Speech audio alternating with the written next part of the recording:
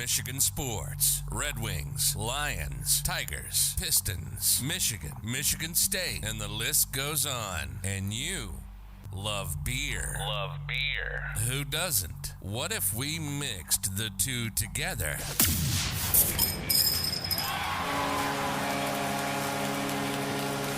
This is State of My Sports.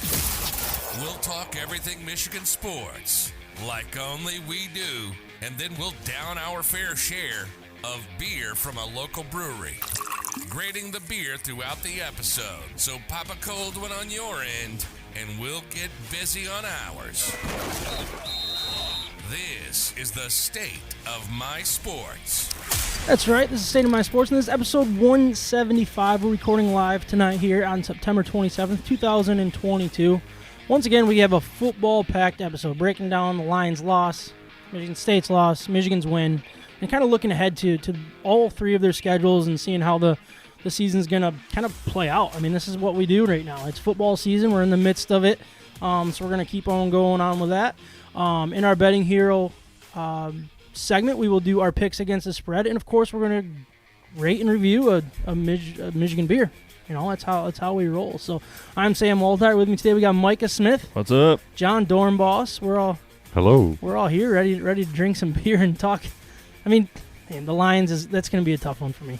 It is. I think it's just going to be what it is, though. Right? That was such a tough loss, but we'll get into that. If you're joining us live on YouTube, Facebook, Twitter, or Twitch, let us know what you're sipping on tonight and be part of the conversation. Let us know your opinion on all the topics. We'll try to read every comment and respond to them as well. Before we jump in, I did want to give a quick shout out to our sponsors that help keep this thing rolling and free for our listeners. The Hops Brewing Company and Cafe is the official brewery State of My Sports, and bettinghero.com helps us and you get the best promotions available in the sports betting world. I already introduced you guys out of order. I don't know what I'm doing, but how are you? Have you guys been? Good week? Mike, you were gone last week, right? I was gone last week, yeah. Yeah, but you're back. What were you up to last week? What's going on? Lots of life stuff. Yeah? School's keeping me busy. Coaching Max's hockey now, so that's taking a lot of my time as well. Yeah. There's just a lot of life happening right now. So busy, but happy to be back. Yeah, do you happen to know when Max's first game is? Not yet. They're having a managers meeting Saturday, so we got the tournament schedule. We just need the 40-some-odd games. 40 game, man. That's a lot. That's a lot of hockey. That's a lot. Man. That's a long season. Yeah, it is. So it's basically, October till March is how it rolls, right? So, crazy. John, how about you, man? Having a good week? So far, so good. Coming off a pretty decent weekend. Yeah. What'd you do? I got into a 4-man scramble on Saturday out at the Falls of Barber Creek, Kent City area. You can chalk that one up as a W. As a W, huh? Came in first place. We shot 16 under. Dude. It was cold, windy, rainy, kind of nasty, fall golf. There were a few people there in shorts. I couldn't believe it. Yeah, so I knew they weren't. Yeah, I knew they weren't going to compete. But yeah, it was a fun day. Hit some really long drives, made a couple of real clutch putts, and the team was happy to have me be there as their fourth, hitting last every time. Who were you golfing with? Any friends, or was it just coworkers, or what? A couple guys I used to work with back in the day. One of them still works there, but it's just a fundraiser put on by Sparta. Oh, okay. Some of the money goes to one of the programs at Sparta. Anyway, it was a good time. We played really well, and you get the W. That's got to feel good. Yeah, when you walk out of there with a little cash in hand, it always makes for a nice day. Not third place getting no championship prize money. It was kind of funny, too, because, second place team came in, and then we were one of the first teams done. They had a live scoreboard in the kind of in the commons area where they had the little luncheon afterwards, and it's man, we're really up there. The next closest team was 9 under. Oh, wow. So we're killing everybody today. Nice. Last two teams come in, somebody's tied for first with 16 under, and then there was another team that shot 14 under. I was you got to be kidding me. They found out our score. Yeah, and then start. So we ate, and then they started doing raffle prizes and stuff. And then it came down to the payout, and as I looked up at the board, and the second place team's score changed from 16 to 15. Oh boy. So I don't think they're trying to pull a fast one. Yeah. So I was like, well, that's kind of weird, but I didn't really say too much because we were still, up there at the top of the board, and yeah, we won one of 2 skins on the day, so it was a really nice payday. Yeah, walked out of there with. You win any other drawings or anything? No, I didn't get in on any. No. I was just purely there to golf. They were raffling off there was like a golf bag and then one of those golf watches that has like all the courses. I had no idea they had watches these days. Yeah. All the golf stuff on it. It's like, I don't know if it's made by Apple, but it's like an Apple Watch, but it's like a golf watch. I don't know. I'd have to look into it. And it basically tells you your distance, like right there. Yeah, it's got all the courses preloaded. And, jeez. You set the setting based on like where the pin is in the green, and it'll give you the yardage. And I don't know, but those were like $5 raffle tickets. And to get one of those? Yeah, and I was like, nah, I'm good. How many of those did they give away? Just one? There was just the one, yeah. Wow. They were selling tickets on one of the par 3s. Pretty tough hole, wind was in your face. You had to hit over the water, big rock wall in front of it. Jeez. And the guy that was selling the raffle tickets, he's like, there hasn't been a birdie on this hole all day. Like, this is a tough hole. It's playing tough. Like, 2 pars all day. And my buddy Tony hit one pretty close, like back just over the pin, like back edge of the green. Mine was kind of center of the green to the left, long putt. So we went with his. Yeah. And I ended up making that one. It was a big bender, right to left down the hill towards the water, center of the cup. And you basically knew right there you were getting a skin. The whole course knew I got a skin. Yeah. I let loose on that one, man. I yelled out a big couple words that we probably can't say on air. And, the guy that he watched us make the putt. He come driving down in a golf cart. He was like, man, that was the best thing I've seen all day. Like, that was a nice putt. I was like, hey, thanks. So, yeah, it was cool to walk away with a little cash. It was a good time, yeah. That's sweet. Golf season's almost done. It's coming to an end. Yeah. I got asked to play in a scramble on the 22nd of October, a couple weeks now, but we'll see what that's all about. And it's going to be a cold weather outing. Like, they're going to have everything set up that way. And then waiting to hear back on the Huge Show. Posted something. You commented on his like little post or whatever, and he's drawn 3 names to play out at Thornapple. I think next Saturday. That'll be cool. If you can get that one. I think it'd be pretty funny to get out there on the course with him. Yeah. Haven't seen that guy in a long time, but it'd be a good time. So. No, that'd be cool. Maybe get him on the show. Bill. Yeah, maybe, right? My huge opinion. Yeah, he'd probably kick us off our own show. But anyways, let's talk about what we're drinking tonight. So, Micah, Carrie was out in Whitehall, I'm assuming, based on what she picked up for us. She picked us up a couple Fetch Brewing Company beers here. We got some Crowlers. So, real quick, I wanted to give a little information about what they do. So, I couldn't find like a ton of information, but basically, they're obviously in Whitehall, Michigan. It's 1000 West Colby Street. Where's Whitehall? Do you guys know? Just north of Muskegon. Yep. Oh, all right. That makes sense. They did just come out with their fall hours. So Monday, Tuesday, and Wednesday, they're open from 2 to 9. Thursday, 2 to 10. And then Friday and Saturday from 12 to 11. And then on Sunday from 12 to 9. So, man, they're open every day, which is pretty rare for breweries. So they must be doing pretty well where they're at. Every day. Yeah, so good for them. This is our first time drinking a Fetch Brewing Company beer. At least that I know of. I couldn't find anything on our Instagram relating it to it. But, man, I just love finding new beers and trying new breweries. So it's good stuff. Yeah, so what are we starting off with? We got 2 different flavors here, but what are we drinking right now? So we're starting off with Jinkies. That's a – oh, gosh, I got Swagger up. I almost mixed that one up.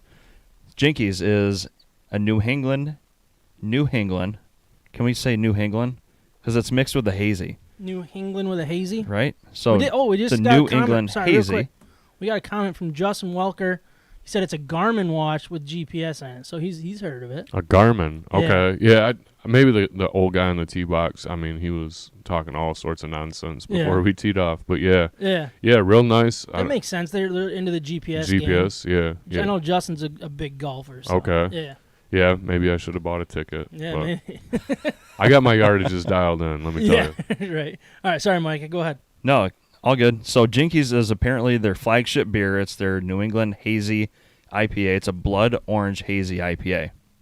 It's a 6.3%er, 50 IBUs, and it's got basically a 3.84. So, I mean, pretty much a 4.0 out of 5 on Untappd right now.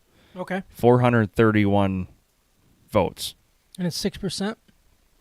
Yep, 6.3. That's a good beer. It's good. That one's really good. I like how crisp this one is. I really do. Do you want me to introduce the other one right now or later? Yeah, let's introduce it, and then we can just give them both grades at the end. So Perfect. Write down your guys' grade once you have it. And then, The Swagger, their Swagger is the Imperial Double. So 20 pounds of hops and over 100 plus IBUs makes up this medium-bodied beer that is easy enough to drink at 8% alcohol. oh boy, 8%. I'm looking forward to that. I think I might need that today. That one's also right around a 4 out of 5 on Untapped. Man, so they get some good scores on Untapped. Yeah. That's always solid. Yeah. Man, so far this one, real tasty. And it looked like Carrie had a great time at Fetch. It looks like a really cool tap room, so we should try and go up there sometime. I just wrote down my grade Already? before I forget. Because if we're gonna start drinking other stuff, Yeah, for sure. I kind of forget and just kind of throw out a guess, It's up there. So it is. This is a good beer. I love the flavor of this beer. Not the outro. We're not leaving yet. We're not done. We're not done. Sorry. I know you guys would like to be. Drinking craft beer, having fun, and talking sports in the state of Michigan. You're listening to State of My Sports. We got a Detroit Lions loss to talk about. Back and forth game against the Vikings. They ended up losing 28-24, with the Vikings outscoring the Lions 14-0 in the fourth quarter, which included a Madison touchdown with 7:55 left, and Osborne getting a 28-yard touchdown catch with 50 seconds left to go up 4. Goff and the Lions offense got to midfield, but Goff tossed one up late to the Vikings 5 to end the game with that interception, which really sucked. Outside of the interception, Goff played a very clean game, going 25 of 41 for 277 yards and a touchdown to T.J. Hawkinson. Josh Reynolds led the receivers with 6 catches for 96 yards. A hobbled St. Brown had 6 catches for 73. Chark, I would say that this was probably one of his best games so far as a line with 3 catches and 46 yards. But really with Swift's ankle injury that he was going through, that was disappointing. But what did he have? He had 7 carries for 31 yards, but Jamal Williams stepped up with 87 yards on 20 carries and 2 touchdowns for a 4.4 average, and 15-yard long, an additional 20 yards on 2 catches. Real quick, then we'll get into the nitty-gritty if you guys are cool with that. Just want to finish up some house cleaning here. Lions took a 14-0 lead before giving up 14 straight points heading into halftime. Then they outscored the Vikings 10-0 in the third quarter before getting shut out in the fourth and allowing 14 unanswered points. And look, That's disappointing. I don't know how we can talk about this, so I'm gonna. It's just frustrating. Do what you want to do. I don't know what I want to do. That's the hard part with this game. John, did you end up rewatching this game? I watched the first half. Yeah. Oh, so you made it out. I missed. You made out okay then. Yeah, and then I kind of paid attention on the Gamecast on my phone, but I had a couple errands I had to run in the afternoon, so I didn't get to watch the game. Listen to some of it on the radio. Super unfortunate, man. That was a big potential win in their hands, and sounds like it came down to a couple mistakes late in the game. Yeah. I'll let you elaborate more on that. Well, I think let's start with the positive side, and I really think we got to talk about the offense. I think they look so dialed in. I think Goff is playing some very, very good football. Yeah, he's not putting up 350, 4 touchdowns, even though he did, I think, last week or a couple weeks ago. But he's leading this offense very, very well, and they're still putting up a ton of points. I think they're 3rd or 4th in offensive scoring in the league right now. Yeah. And I feel like he's still leaving some throws out there. He's missing players. We're getting drops. We're making those little mistakes that can make this offense even better on paper. And if this offense is going to keep doing what it's doing, I'm convinced that they're going to be in every single one of these football games outside of maybe the Packers and like the Bills at this point. I'm very confident in what this offense is doing. And then on the other side, it's just like the defense is doing the exact opposite and just continues to disappoint, especially in the clutch. I mean, how many penalties did Warrior have? I think it was 5. And just the last touchdown with the broken play, like just miscommunication, just wide open. Left the guy wide open.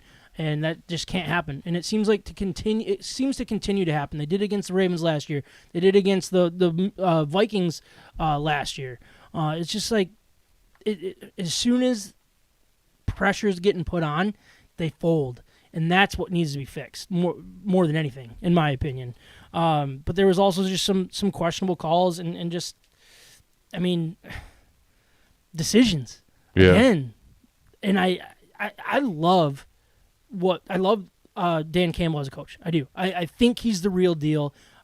He says the right things. I think he's got this team going in the right direction, but he continues to make those questionable calls that you wonder if he has the brain for, if he can do that. Is he going to learn? Because right now, three games in, it looks like he hasn't, because he continues to make questionable calls. Real quick, I want to bring up that they were 3 of 16 on third down, which is not good, but 4 of 6 on fourth down is. And I think that's where we got to focus here, is the fourth down play, because he had crucial drives and crucial decisions. So I'm going to do some reading here. With 7:10 left on the clock, leading 24-21. They had a nice 10-play drive, 4 minutes, 15 seconds off the clock, with 34 rushing yards and 9 passing yards. On the Minnesota 30-yard line, 4th and 1, they handed the ball off to Jamal Williams, but he missed the hole that was available, and really he was stopped short. So they turned it over on downs. Now, I'm not second-guessing this call, but I think we got to keep it in mind here when we get down to later in the game, which I'm going to bring up right now. They're passing on a 47-yard field goal to go up 6. Again, I think it's the right call. But we move on to the game. Same score, 2:32 left. On the Minnesota 36-yard line, where Campbell elected to kick a 54-yard field goal instead of going for it on 4th and 4 with 1:14 left. That's where I'm just like, okay, if you're willing to pass up what was the first one, 47-yard field goal, to kick a 54-yard field goal, it seems like you're not being consistent. And he's going for it on 4th down. He went for it on 4th down 6 times. Yeah. Love that aggressiveness. And he did early in the game, too. Yeah. And it set the tone. It set the tone for the first half. Yes. Maybe the first quarter. And right now, that's my biggest question with Dan Campbell, is he sets the tone, but then when it's time to make that decision and put full trust in the tone that he set, the team that he wants to be, he seems to second-guess himself. And I don't want that. Now, do I hate kicking the field goal in this situation? Yes, but I do understand it. So you have pretty much 3 options here, right, on this play. You can either punt it with 1:14 left, give it back to him. Hopefully they have to go 60 yards to get a field goal attempt, or go 98 yards or whatever to get the touchdown. That's one move. Or you could punt the ball out of bounds or into the end zone, and they get the ball at the 20 or 25, whatever it is these days. So that's a risk you're taking. Or do you go for it on 4th and 4? That's very, very aggressive. How would you kind of rank that?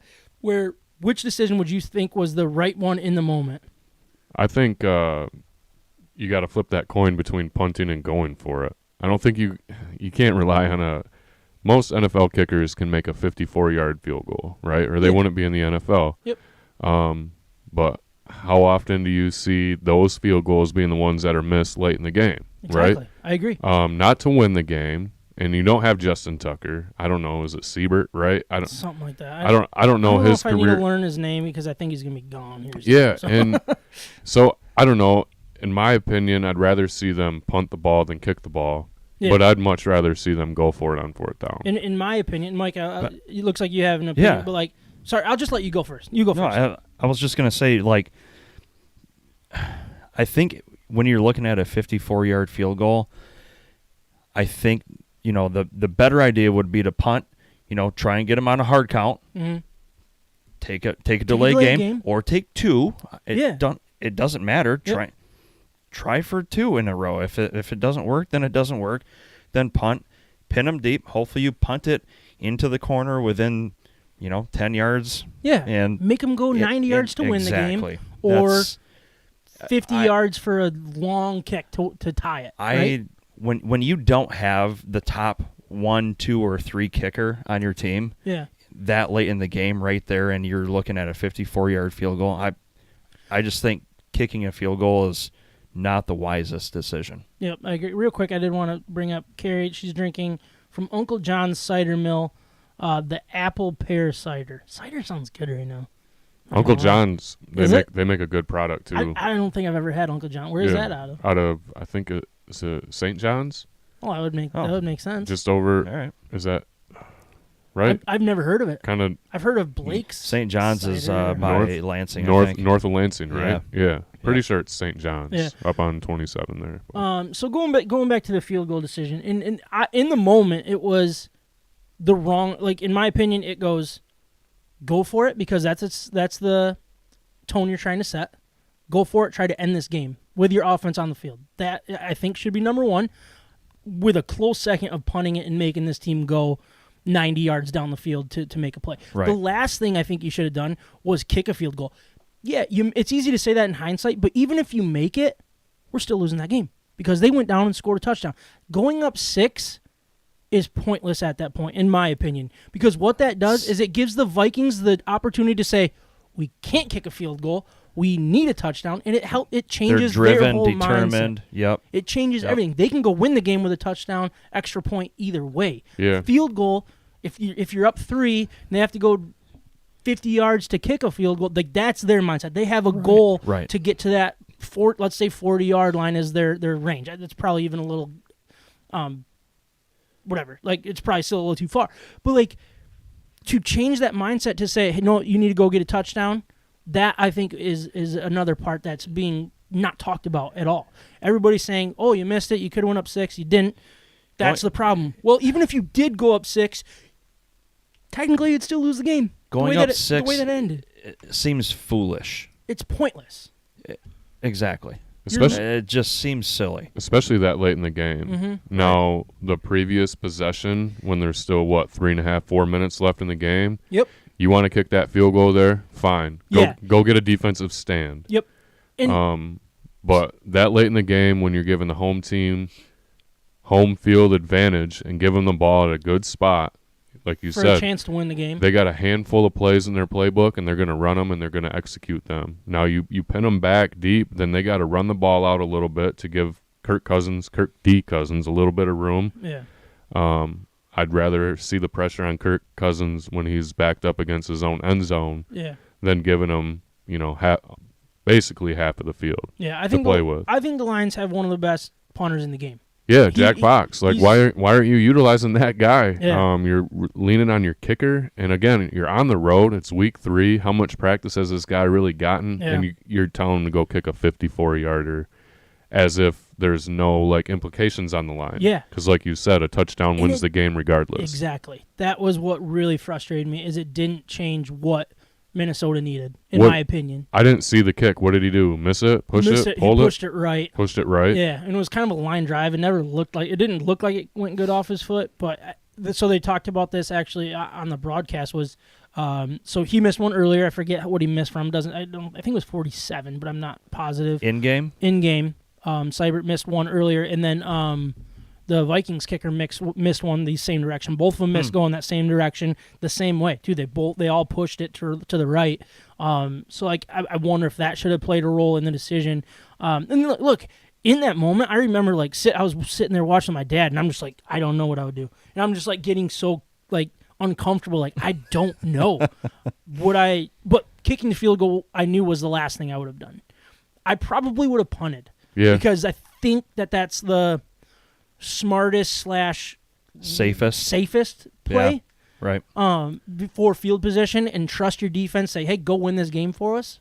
That's the way I would personally think I would do it as a coach. It's probably the decision that makes the most sense in the moment. Yes. We just need a punt. But on a Dan Campbell team, it seems like the first decision should have been going for it. Now, 4th and 4 is hard. That's one that I get why you don't do it. 4th and 1 is a no-brainer in my opinion with that first one that I brought up. But 4th and 4 is where you get that uncomfortable, this is going to be the wrong decision no matter what type thing. Yeah. I think that was playing it I don't know. Going for it would be playing being aggressive, and that's fine. If you're ready to lose being aggressive. Punting would be losing, and if they go down and lose, that would be the safest way to play it. And field goal was just the dumbest, in my opinion. And here we are again, Dan Campbell, in my opinion, making a dumb decision that may or may not have cost us in the moment right here, knowing what we know, it cost us this football game. And that sucks because it gives them that incredible field possession. Nothing else going on. I don't even want to bring up the timeout that he called after they were down at the 35 or whatever it is, the play before the touchdown. That was another mind-blowing thing I did not understand. It seems like when his back's against the wall and he needs to make these decisions, something's off. Now, can he learn from it? Yes. Can he do better? I sure freaking hope so, because I love everything else this guy's doing for the Detroit Lions, but in-game situations is what got Jim Caldwell fired. Yep. Here we are again fighting that same battle here. Do you think Campbell is an analytics guy, or do you think he looks at it and goes, "I'm going to do my own thing"? He says that he's analytical, like he has someone in his ear that's giving him the analytics. Okay.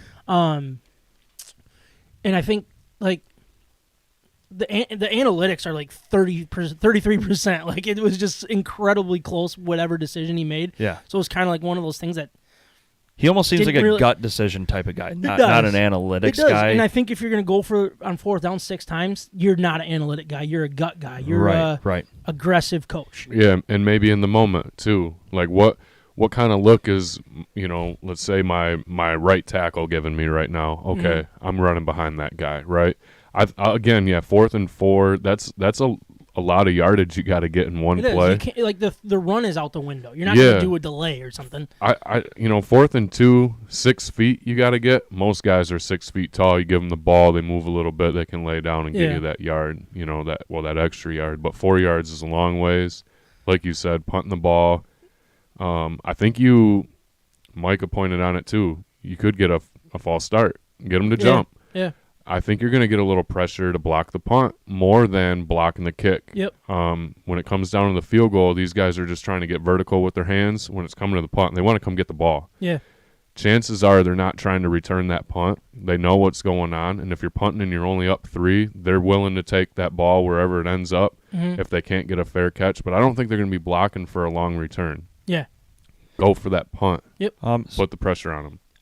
How has your guys' third down conversions been this season? It's been fairly good. Yeah, it's better than the 3 for 16 generally. Yeah. Oh, yeah. It has been. And a lot of it has been short yardage situations because they are running the ball so well. Right. Another thing that may have played a role with not being aggressive and going for it, Amon-Ra St. Brown hurt or out of the game. Swift hurt and out of the game. Like, those are your 2 guys that you really trust. Hawkinson doesn't know where the first down marker is ever. He's always running 2 yards short of it for some reason. Yeah. So when he's got room to get it too. Right. It's like, come on, man. But I mean, it felt like it was the most frustrating thing because it felt like that was the easiest worst decision out of the 3. Now he brought up there was a 4th decision.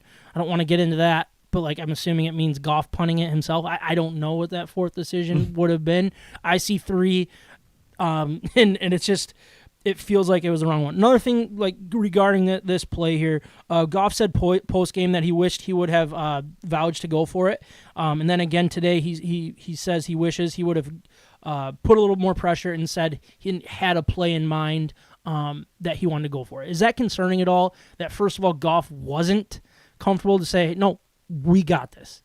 Like, let's talk about going for it. And also, the fact that your quarterback doesn't have a play in mind, is that concerning, or is that just kind of let this coach make the decision? Because I've heard a lot of different opinions about these comments. Valenti is one that's going really hard on Goff and like, that should be a red flag. And on my opinion, I look at it as like, look, that's not his job to make this decision. It's also not his job to have that play to say, no, we're going to go do this. That's the offensive coordinator and coach's job to work together to make that play.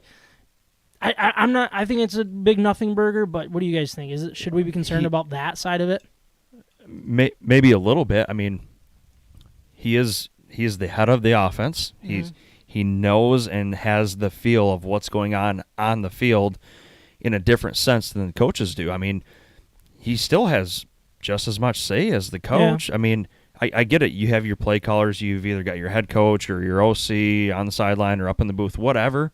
But you still have a different feeling being on the field with your guys. And I think there is some level of concern. I don't know how big of concern it is, but of course, I mean, your QB is out there play calling, seeing things other guys don't see. Yeah. I'm not too concerned with it. He hasn't had to do that his whole career. When he was in LA, they had everything laid out for him. I don't think he's that kind of guy. It sounds like there were some offensive linemen, though, that were hoping that they were going for it and were confident in making that first down. But to have a play in the back of your mind, ready to go, a go-to, like you said, down 2 weapons, I don't think that's something you can rely on Jared Goff to do. I think the coaches need to step in at that point and make the right call, and I think we all agree that they made the wrong call on 4th and 4. Yeah. I'll tell you what, next time they're going to have a play dialed up. I guarantee you that, and I'm sure Goff will have one that he is ready to say, no, we're going to do it with this play. Now, just my opinion, run a pick play. Run your very best pick play. Make it obvious as heck. Make it offensive pass interference. If the refs call it, you move back, you punt. If they don't call it, you just got yourself first down, game over. Chances are they're going to call it, though, right, Detroit? Probably. I mean, yeah, how many did we see for the Lions this past game? And it was just absolutely unreal. The flags were 7-3, basically. And the third was so late in the game, didn't even matter. I think this weekend the flags were flying every game. Yeah. This was nuts. their last week of preparing for the illegal contact thing, because you know how they did that? They talked about it in the offseason. Right. And how many to worry? I think he had 5 illegal contacts or holdings. You look at the stats overall, Lions, 416 total yards to 373. They had more passing yards with 277 to 250, more rushing yards, 139 to 123. They also ran a lot more plays. When you look at the first downs, the Vikings much better, 30 to 23. Both teams on third down were bad. Lions, 3 of 16, I already brought that up, but the 4 of 6 on fourth. Third down for Vikings, 2 of 9. Total plays, 76 to 67 for the Lions. Both teams had 3 punts. We already talked about all this. Time of possession, 34-04 for the Lions, 25-56 for the Vikings. You look at these numbers and you're like, how in the world did the Lions lose this game? This should have been a 10-point victory.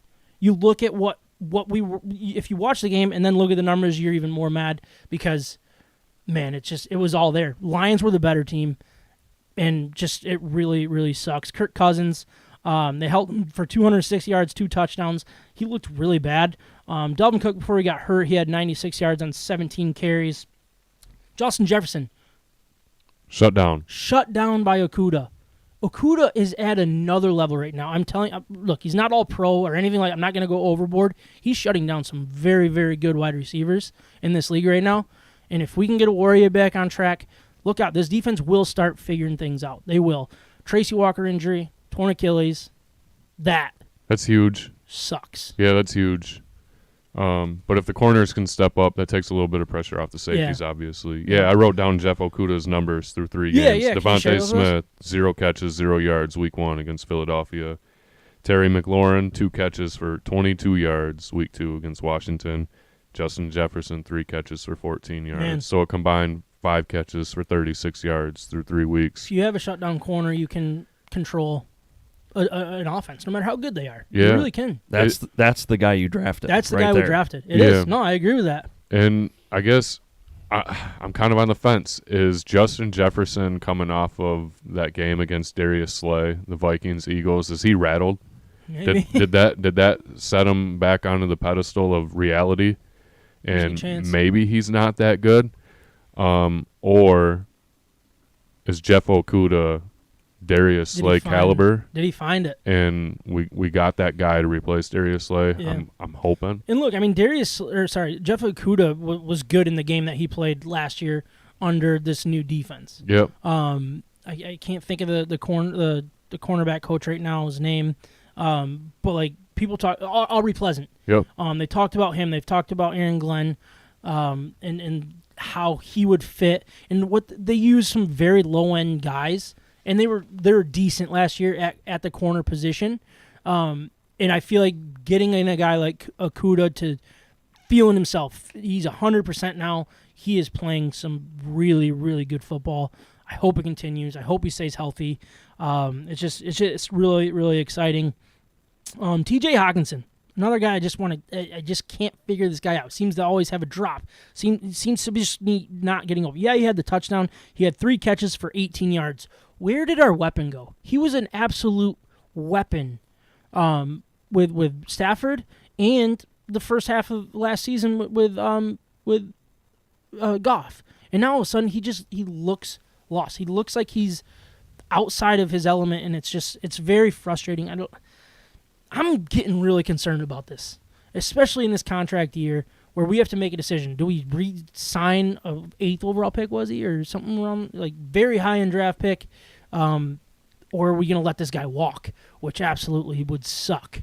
You know what I mean? Like, it's either overpay him for what he's done and hope that he figures something out, or let this guy walk and let him be successful on probably the Packers or something like that. Yeah, I mean, he should be a 8-catch, 85-yard guy. Per game, it seems like, You right? know, one or the other at least. And, Yeah. you know, mix in the touchdowns there. He should have double-digit touchdowns on the season. And for me, and obviously I'm not the biggest football, like, X's and O's guy.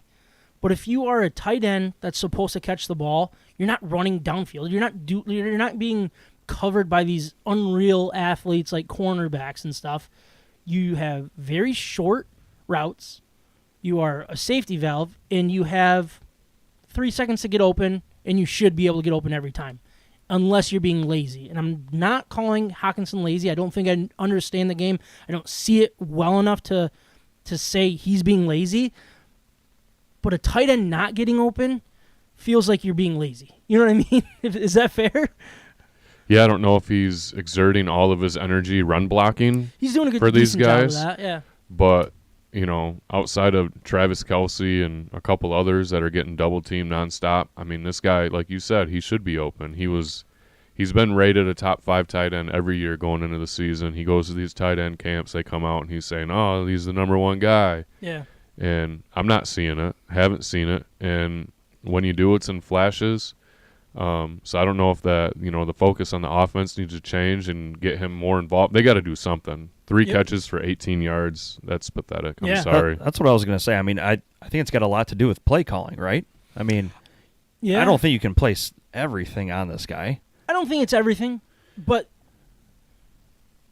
I guess it's not like Goff has a lot of weapons, so I shouldn't be too mad about it. Maybe he's just not going through that far down his progressions, I guess.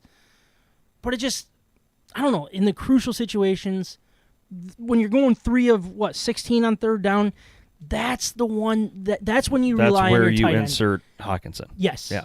And that's where, like, I believe Ben Johnson is smart at football. He's a very good offensive coordinator is what we're being told. We'll see. But, like, tight end is 3rd down time. You know what I mean? That's his time to shine, and it hasn't been. Now, you have Amon-Ra St. Brown kind of filling that role. Maybe that's why. Maybe just Goff trusts him more. But, again, if Goff trusts a second-year guy over a 4th-year tight end who came into the league to be the next Travis Kelce, Right. That's concerning. Yeah. So, I don't know. I don't think we're going to have the answer. I just think it's something to keep an eye on because it is concerning. Dan Campbell was a tight end, right? He was a tight end, yeah. Come on, man. Yeah. Like, Let's get the best out of these guys. That's a guy that he should be barking at all day, every day. Yeah.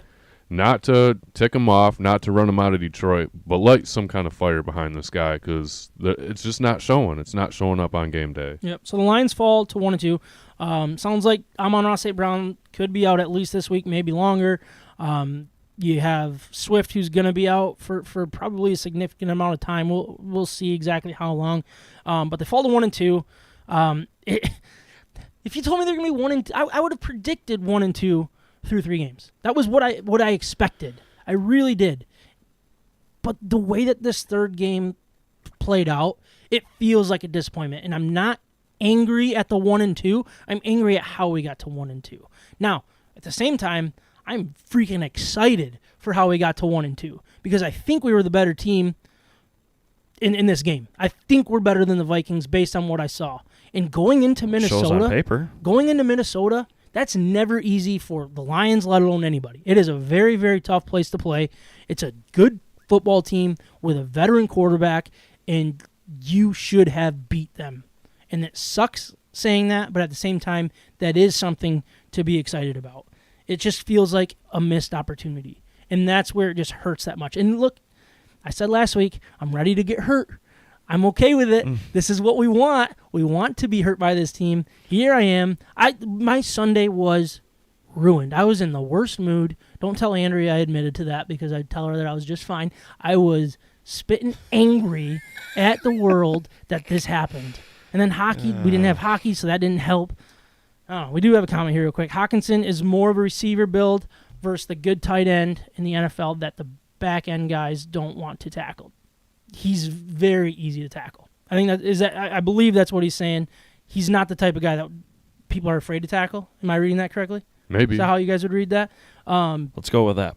I mean, it seems like he catches the ball and gets tackled. I feel like he falls down more than he gets knocked down. That's a really good point. It's like he loses his balance and forgets that he's tall and like tries to run down low and just lays down. It's unfortunate. I said I'm ready to get hurt. I said I'm okay with getting hurt. I want to get hurt. That doesn't mean I'm still going to be okay that day. What was Swift's injury an ailing injury from the previous game, or did this all occur during the Vikings game? So he's had an ailing ankle. Yeah, this is a new one, the shoulder, right? But it sounds like he has a separated shoulder. So it's an ankle and a shoulder. Yeah. Oh. So I'm assuming he's going to be out till after the bye at this point. I don't see a reason to. I picked up Jamal Williams in fantasy football because I got DeAndre Swift. Yeah, they're going to run him like a dog. Yep. Yeah. So you got Seattle this week at home, and then you go to at New England. It sounds like Mac Jones could be out. Yeah. You got those 2 games before the bye. Then you got Dallas Cowboys. We'll see what happens with them. Sounds like, Cooper Rush is one, but it sounds like Dak is going to be back. Week 5 is what he's saying, so I'm assuming it will be at least by week 7. So keep an eye on that. Still feel good about it because I don't think Dallas is the world beater that I think I was a little nervous about heading into the season. I think these are 3 winnable games. You win these 3 games, I can put that loss to the Vikings behind me because it is just a divisional road loss. I always say that. We're splitting it 50-50 no matter what. And then you hope to steal one. You hope not to get upset. You know what I mean? That's kind of the way I look at the division. You get out of it 500, you did your job. Yeah. Anything better, obviously, that's gravy. You still have that in front of you. So this is my last time being mad about this game. I hope. Actually, did you hear that, Andrea? Yeah. I hope that that's the case because I could also see myself week 17 saying, mother effing Vikings game week 3. That's why we're not going to the mother effing playoffs, and I'm angry all over again. Yeah. And then week 17, he doesn't have hockey practice, and he's just angry. It could come down to this game being the deciding factor in who gets the wild card out of the NFC. That sucks. And that's the hardest part to move past, forget, and I guess a pill to swallow going into the rest of the season.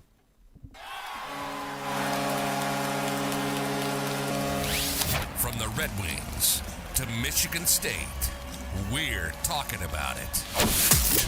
This is State of My Sports. Michigan State Spartans hosted PJ Fleck and the Minnesota Golden Gophers, and they rowed the boat right into the deep water, and we're not even threatened. You like how I did that, the deep water thing? There wasn't any. That was creative. There was no deep water, well, Sam. They were not worried about it in their boat. Minnesota won 34-7 and shut out the Spartans until the final drive when Noah Kim came in and had a 27-yard touchdown pass to Bernard with 17 seconds left to avoid the shutout. Minnesota took a 14-0 lead in the first quarter, 17-0 in the halftime, and scored 17 points in the second half to go up 34-0 before that touchdown. Peyton Thorne struggled once again, going 17-24 for 132 yards, 2 interceptions, and a fumble inside the 10-yard line as MSU was driving down to start the second half while only down 17-0. You get that touchdown, you never know. Noah Kim came in. He went 6 of 7 for 70 yards and a touchdown in garbage time. MSU couldn't get the running game going once again with Broussard getting 23 yards on 6 carries and Berger 13 yards on 4 carries. They're banged up and no. I mean, when you're down, you're going to obviously not run the ball nearly as much, but it wasn't that crazy that you could have got away from the running game that quick. But it was. If you're expecting your running game to set the tone of the game, it's just this. no running game is a recipe for disaster for the Michigan State Spartans. And that's exactly what we saw really for the second week in a row. Jaden Reed did return from his back injury, but only had 4 catches for 21 yards, as Cade McDonald led the way with 31 yards on 3 catches, just ahead of Trey Mosley, who had 28 yards and 3 catches. That's who led receiving? Yeah, it was ugly. It was very, very ugly. Oh my gosh! Let me keep going here, because these are just some incredible things. And yes, I'm smiling, and that's okay that I'm smiling. On the other side of the ball, Minnesota's Tanner Morgan went 23 of 26 for 3 touchdowns. Whoa. Mohamed Ibrahim had 103 yards on 22 carries, and Trey Potts had an additional 72 yards on 13 carries to combine for 175 yards of the 240 yards rushing MSU allowed. MSU was outgained 307 to 45 in the first half. Excuse me. Unbelievable. That's unacceptable. It You really is. you are getting blown to shreds. Yep. Minnesota had 19 first downs to MSU's 3 in the first half. Absolutely. That's insane. inexcusable. It's back-to-back weeks with a poor start, poor execution, and simply not looking prepared. This is exactly what I was trying to warn MSU fans about. They thought they were here to stay, but what we are seeing here are the flaws an NFL talent can cover up with Kenneth Walker, and that's what he did last year. Yep. Dude, nobody's taking away their 11-win season. They're not. But, man, that is what that guy did for you. That is what a NFL running back does in college football. It is absolutely insane what he did. And everyone knows it. Mm-hmm. Coming from a Michigan fan, coming from another Michigan fan, I'm not taking away any talent that Kenneth Walker brought to the team. It is simply flat out the truth how talented he made the offense and the hole he left leaving. Mm-hmm. It's insane. Jarrett jumping in. He's making some dinner, drinking some tequila, ready to take on this hurricane. He says he misses us. Miss you too, buddy. Stay safe, Stay man. safe. Drink some tequila and make Ian your you-know-what. Look, this was a quote from Tucker here. He said, "I'm not blindsided. We knew what their game plan was. I'm not shocked. I may be disappointed. I may be angry. I may get frustrated at times. We all know to compete, or we all want to compete better, compete and play better." Look, he says he's not blindsided by this. That red is flag. incredible to me. So what's the red flag for you on that? I'm not blindsided, and we knew what their game plan was. I don't know how more red flag you can get with I'm not blindsided with the results of the game, and we knew what their game plan was, and this is the result of your game. The numbers, you have got to be kidding me. I'm so sorry. That's bull crap. And that's such a red flag for me if a coach is going to say that, because what is that saying? That's saying, hey, I did everything right. I did everything right. We were prepared for it. It was just the execution that was bad. The execution was the issue. It wasn't the game plan. And I'm telling you what, there is no way they thought this was the game plan, because they thought they prepared for Ibrahim to run the ball constantly, because that's what Minnesota does. And Wyndham actually talked about it. And what did they do? Went and threw the ball all over their butts, going 23 to 26. They made somebody named Tanner Gilbert look like freaking Tom Brady in his heyday. Like, it is absolutely embarrassing what they did to this defense in general. They made it look so freaking easy. I mean, the fact that it was 34-0 until, what was it, 3 minutes? 17 seconds. It was literally 17 seconds. 17 seconds left in the game. Yeah. Okay, it was a 34-0 game, start to finish. But they knew that they were going to. And you're telling me you're not blindsided and you knew the game plan. You are full of crap. We'll get to your pay in a minute here. Yeah, I mean, so basically without the big plays, without the comfort of an elite running game, you see what an uncomfortable quarterback, the lack of offensive line, and a bad defense, they're all getting exposed all at once. It is spiraling out of control. This season is looks like it could be doomed, and I just wonder who, if anyone, can stop this spiral, because it is coming. It is hot, and that's where. Yeah, can I actually answer that a second? Yeah. Who is it? If you don't have Noah Kim running out there for a couple of drives next game, I don't know what type of coach Mel Tucker is, because every time he has come in, he has gotten something kick-started. He has gotten some traction with the offense. And if you're just going to keep blindly running Peyton Thorne out there every single drive just because that's who your quote-unquote starter is, and we're not diverting from that, you are a terrible college football coach. MSU is the 83rd overall ranked defense. Very, very bad. That's not really that surprising, though. They were one of the worst in college football. I mean, they improved. Should be better. They should easily be better than that, especially when you had 2 cupcakes to start the season, and we'll see what these 2 teams end up as with Washington and Minnesota. I don't think they're contenders by any means, but they're solid teams, so I'm not going to give them that. But they're 85th ranked in total offense. That is the red flag that I think everybody should be concerned about, because it does not look like it's getting any better.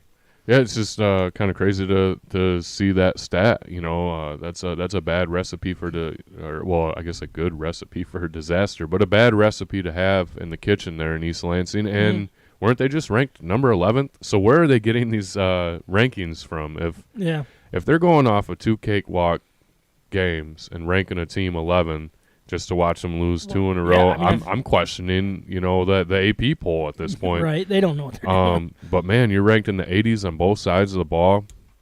That's the red flag right there, and that has to change. That is not up to Michigan State's expectations. Yep. I know that they've been able to raise that bar over the last several years, going back to D'Antonio and the early regime of Mel Tucker. But there has to be some serious concern going forward and throughout the rest of the season. Listen, you need to show the Spartan faithful when you go to Maryland this weekend, you need to raise hell. Or this fan base will turn on you, and they are going to be finished with you quickly. Yeah. You have a chance to rectify and start moving forward here, but if you don't do it against Maryland, you're going to have a problem. I would disagree with you on, I don't think Michigan State football has never, what's the word I'm looking for? Hadn't a true opinion, or like a take to say fire this coach or move on, or you know what I mean? Because like when D'Antonio was driving this team into the ground, they were like, "Oh well, it's D'Antonio. We can't question him." Rose all Bowl. Those things. Yeah, he did this, he did that. Yeah, you can have a really good coach, someone that had a really good career, but you can also have an opinion about, no, it's time to move on. Now, there are very few amount of Spartan football fans that are willing to have a true take, a true opinion about their football team. They like to show up. They like to look at their little number next to them when they're finally there. And then outside of that, oh, we don't have any expectations. We don't really care. This is the rebuild. If we get 7 wins, that's fine with me. Like, are you kidding? Which one are you? Because last year you were chomping at the bit to talk all your spitting game with getting 11 wins. Good for you. That's awesome. I'm not trying to say that didn't happen. That's amazing what they did. But then don't come around next year and say, well, 7 wins, we'd be happy. Where'd you get that number from? You're either here or you're not. Yeah, it's amazing what Kenneth Walker did last year. Yeah. Let's face it, that was their offense, and we're getting the true taste of reality here. I agree with Micah. Peyton Thorne's got to sit this one out, man. And if you lose to Maryland after Michigan just beat them, and I know that game was a little closer scoreboard-wise, but Michigan still held the game down there. Mm-hmm. That's to an extent. I think it would depend on the fashion if they lose. I mean, if they get just smoked, we're gonna have some problems here in East Lansing. If they go another game without showing up like they did in Washington and hosting their first Big Ten game, if they do that again, there should be some angry fans. There won't be because they don't care. If they lose a close one, I get it. I think Maryland's a lot better than they were a year ago, 2 years, 3 years ago. They're not the same crap Maryland team. I've been saying that since last year, actually. There was said that on this podcast. Yeah, there was a funny part in the game, and it was early on. So I think they were down 14-0, but it was like early in the game. And I remember seeing, and this is just cracked me up when it happened. I was like, well, I got to remember that. The announcer goes, well, it's 55 degrees here in East Lansing, and Mel Tucker is sweating bullets. And they show him just covered in sweat, clapping. Like, it was just, that was, oh my gosh, that was poetic justice for people that hated Tuck coming last year like we did as Michigan fans. And I'm just like, I don't know. Just keep an eye on it. Mike, you wanted to get into what he's being paid. What were you going to bring up? Well, just in a general sense, I mean, the money is currently not adding up. Mm-hmm. I mean, I believe, I mean, there's been a couple of new contracts from some SEC and ACC coaches lately, but I think that Tucker is, I think, tied for 5th right now.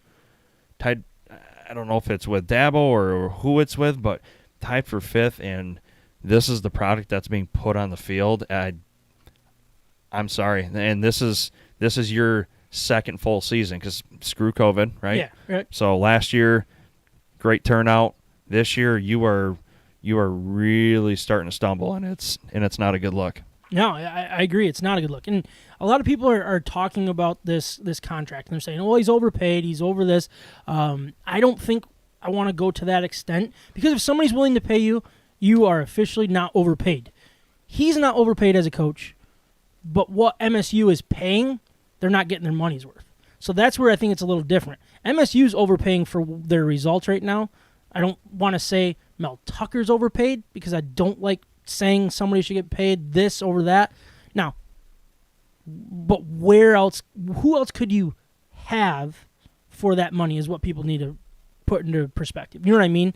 And I know, like, it was kind of a perfect storm where he was flirting with LSU allegedly, and he was getting offers here, getting offers there, so they had to pay him. That might just be a really good businessman, in my opinion. Right. But right. Look, this guy is looking more Brady Hoke than a top 5 coach in this league. And what I mean by that is, well, we know from experience, all of his fakeness, and when he's on the sideline and doing his clapping and his press conferences and all that stuff, it is a major red flag from my perspective. I love every second of it. I'll tell you that right now. This is Michigan State, for God's sakes. Exactly. Yeah, so I don't know. It was just, you just look at it as their recruiting class are getting up there. I have it written down here. Currently, they have the 22nd recruiting class in 2023 with 10 4-star recruits, in the 9th current ranked 2024 with 2 4-star recruits. But I'm telling you what, Mel Tucker better get this thing back on the tracks. Otherwise, those people will be jumping ship, because MSU is not a school you go to because of the name. It's not someplace you go to because of loyalty. It's, you need to convince them that this is a place to be. And based on what's going on this year, and look at this upcoming schedule, you got Maryland, Ohio State, Wisconsin, a bye, Michigan. Those are 4 very, very losable games. You're an 8-point underdog right now heading into Maryland. You think you're going to be a favorite in any of these games up until you play Illinois, Rutgers, and Indiana, and then end with Penn State. You have 4 to 5 losses on the remaining, based on what we've seen. Can Michigan State fix things? Right. Yeah. Am I terrified for that game on October 29? Yeah, I'm going to be a nervous wreck until it happens. There's nothing that in this rivalry that I'm going to be like, Michigan is going to walk in and win this game. Right. I can't do that right now. And I think that's fair for a Michigan fan, or like to call out a Michigan fan and saying, we're walking in and we're dominating. Like, we can't do that, because this game, right, it's their Super Bowl. It is their Super Bowl, especially if they're going to continue to struggle. So yeah, 4 weeks into the season, they already got 2 losses. You can't tell me that game isn't the biggest game on their schedule now. And not that it never is, but when they got a chance to run the table, they're looking at several games that are their big games, and that's kind of already out the window now. You got to win something. You have to, like Micah said, you got to reconcile something on the season here. Hopefully they find a way to beat Ohio State, but like lose the rest of their game. I don't know. Yeah. As a Michigan fan again, good luck with that. Yeah, I don't have any high hopes there either. But I don't know. I think they're probably setting that sights on that game coming out of the bye week, and And I just think what we're seeing this year and what we saw last year are going to be the highs and the lows of the transfer portal. And if you're going to live in that transfer portal, this is what you're going to do. This is what you're going to deal with. And if a Michigan State fan ever says, well, this is only year 2 of the rebuild, I need to tell them to shut up, because college football is set up for a quick turnaround. We saw it last year. If we're going to get all high and mighty 6 to midnight over the 11-win season like we should, coming off of the COVID year that went poorly, if this is only year 2 of the rebuild, throw that away, because rebuilds don't happen in college football. It is reload, whether you're a great recruiter or not, because you have that transfer portal. And if you're going to brag about when it goes well one year, you better pay that price and be ready to take your medicine when it goes bad the second year. So I saw an argument on the social media, websites out there, talking about someone had mentioned that Michigan State has all Tucker's recruits, and the guy goes, no, they're not his recruits. And I'm like, okay, well, I think you're both wrong in a sense that actually Mel Tucker has all of his own players. He doesn't have all of his recruits, because we're not at year 4, year 5 yet where all of his recruits are here. I get it. But he had turned this almost the entire starting roster around. These are his players. He sought out. So enough of that crap. That's done and gone. These are his players. Yeah, that's a really good point. And when it was the Brady Hoke and then into Harbaugh, it took 4 years for Harbaugh to get fully his guys. Doesn't that changes overnight these days? I would be shocked if there are any or maybe a handful of true turnover players from the D'Antonio era, which right. D'Antonio was your best coach ever, so you should at least have some kind of deal. And you gotta keep in mind too, when Harbaugh came in, this transfer portal wasn't even a thing at that point, that first year. And it still doesn't benefit Michigan. Right. You can't get to it. You had your grad transfers. That's where we got Jake Rudock from. Yep. But, excuse me. Boy, that was that came out of nowhere. Sorry, guys. I know where it came from. At that point, Harbaugh didn't have the liberty to go out and go, you know what? Jacoby Windman, come on over. Mm-hmm. Jarek Broussard and Jalen Berger, come on over. He didn't have that liberty. Things are different now. To say, it's really, really tough for Tucker to get players in here, whether it's recruiting or whether it's transfer portal, I'm not buying that BS one bit. He's got every single player he had wanted to get. He has picked these guys. Yep.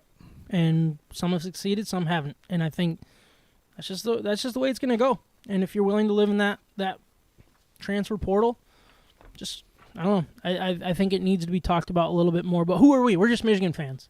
Because if we said that this was going to happen, which we did heading into the preseason, we're just haters. But now, you don't get many conversations with State fans right now. No. What was the over/under wins? I think it was ours 7.5. 7.5 for Michigan State. And I think I have the under har with that. I have a bet with Kyle. I think that we talked about on the podcast. Okay. Boot? I don't remember exactly what it was. I doubt it was a boot. It might be a boot. Pink slips for your new car? Yeah. I don't think the car was even there yet. Otherwise, maybe I would have. No, I don't remember what the bet. We'll have to check the tape on that. But I think Michigan State fans should be concerned. They have a right to be concerned. Yeah, and absolutely. Michigan fans have a right to enjoy every second of watching their misery. If it's craft beer in Michigan sports, we may not be the authority, but we love both like a fat kid loves cake. Hot, hot! This is State of My Sports. We are moving. I think this is going well, though. I'm having a good time, especially that last segment. I enjoyed that. All right, Justin just jumped in. He said, would you guys be okay if every 3 years he has a good transfer portal season like last year? No, I would not like that. As a Michigan fan, I wouldn't like that. Okay, yeah, I guess Yeah. as a Michigan fan, as a sports fan, a college football fan, I would be okay with it because it keeps them relevant in a way. I do love that side of it. And it builds up the Big Ten. Now, what ends up happening with all these programs merging and what's left of the Big Ten and the SEC and such.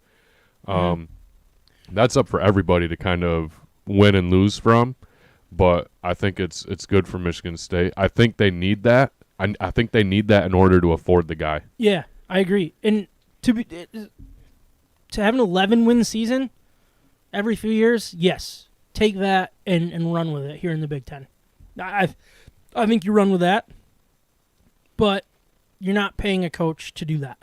You're paying a coach to win Big Ten titles. You're paying a coach to go to the playoff. Now, what the playoff's going to become is a different story, but I just don't think that's possible to every 3 years have that. You know what I mean? You're either going to be successful doing it like he was last year, or you're going to get more of these negative years, and then you won't have that boost that he happened to get last year. That's the way I like to look at it, but I could be wrong. So jumping to the Michigan game, Michigan survived an extremely hard-fought test the Maryland Terrapins put forth to win 34-27 after Maryland scored with 45 seconds left to make it a 7-point game. A win for the Wolverines. Running back Blake Corum put the team on his back with 243 rushing yards on 30 carries and 2 touchdowns. The 8.1 average included tough short yardage situations and also had a couple explosive plays, which included a 33-yard touchdown run and a 47-yard touchdown run. JJ looked inexperienced, bad at times. And a tad off a couple of times as well while going 18 of 26 for 220 yards and 2 touchdowns, but no INTs. He did, however, put the ball on the ground twice, which is also concerning. Let me finish up, and then we'll get into conversation here. With all-out tight end Schoonmaker had a great game with 7 catches for 72 yards next to wide receiver Ronnie Bell, who had 72 yards on 3 catches. We knew this would be the defense's first test, and Maryland moved the ball extremely well, getting 23 first downs, 6 of 14 on third down, 3 of 3 on fourth, and had just under 400 total yards, 128 rushing, 269 passing. Honestly, without that kickoff, so for the people that missed it, the opening kickoff off Maryland's helmet, Michigan got the ball at the 10-yard line, first play, touchdown, 10-yard pass to Schoonmaker from JJ. You got to wonder how this game would look if that didn't happen. I know it throws everything for a loop, but you win by 7. You see that 7. You got to sit and wonder what this game would have been.